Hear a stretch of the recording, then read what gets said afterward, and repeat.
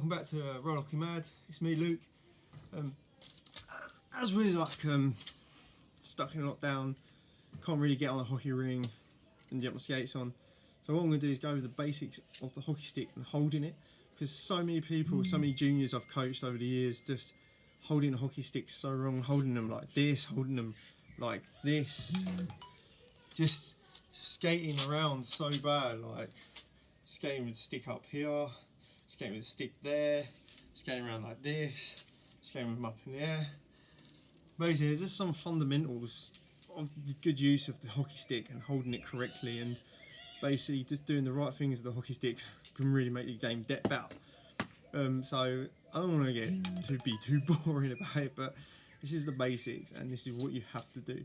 So basically, I'm going to do a couple of not to do's first.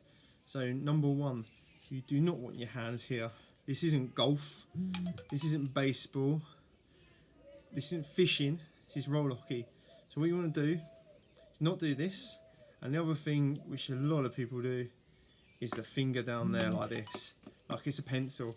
It's not a pencil, it's a hockey stick. This probably #1 cause of broken fingers. Get a ball across there or a stick, snap, your fingers get in it. Basically, so not that, don't do that. And the ultimate no-no is skating a whole game one-handed. Certain times to be one-handed, but not all the time. We'll go over that on a later date. Basically, the good fundamental of holding a stick is making sure the gap from the top hand to the bottom hand is the right gap distance. The best way to gauge this is to use your elbow. So put your elbow against your top hand, just lower it down, and that's your distance. And that's whereabouts you should be. This is your starting position for always holding your stick with two hands. Also, the other thing is, if you just started the sport, I didn't have a very good coach, so I hold the stick with my weak hand at the top. You should always have your strongest hand at the top. So if you're right-handed and you write with your right hand, it should be your right hand at the top. If you write with your left hand, it's left hand. But if you're more comfortable with left hand at the top, you can do that. But the majority of best players play with their strongest hand at the top. So make sure you always have your strongest hand at the top. Unless you haven't got a very good coach, and you end up with the weak hand at the top and have to just struggle pretty much most of your life. So what we're going to do now is talk about what you can do with a stick and what you can't do with a stick. So basically, what you can do with a stick is use both sides. So it's flat edge, so the ball can be hit on both sides, not like field hockey. So both sides can be used. So you can dribble like this. What you can't do, put it above your head like this for a shot. You can't wave around like this. You can't hit someone with it. You can't hook someone with it. You can't basically use the stick as a lightsaber or a weapon. It's a hockey stick. It's used for the ball and defending. That's it. Not anything else. It's a no-go. Some people put some grip on top, just give them a better grip. Some people just don't have any.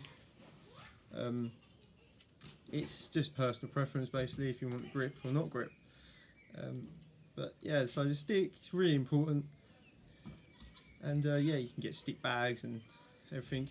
Like I said earlier in my first video, lots of different makes and models. And just make sure when you start your kids off at your club, make sure their strongest hand's at the top and they've got a nice decent gap between the hands. You don't want the hand down here and you don't want the hand there. You just want it roughly around there. Maybe a good foot, about that, and try and make sure they keep both hands on the stick majority of the time. The other thing I like to teach my kids is when you're skating, keep your stick low, below your knee, skate like this if you haven't got the ball. When a pass comes in, it's like that.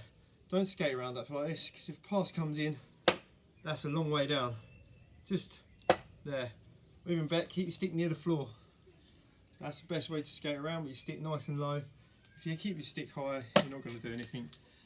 So I hope this video was helpful for all the coaches out there and all the players on how to hold a stick correctly and do the best they can with a stick. So hopefully I'll see you in the next video for another bit of the basics. Bye bye.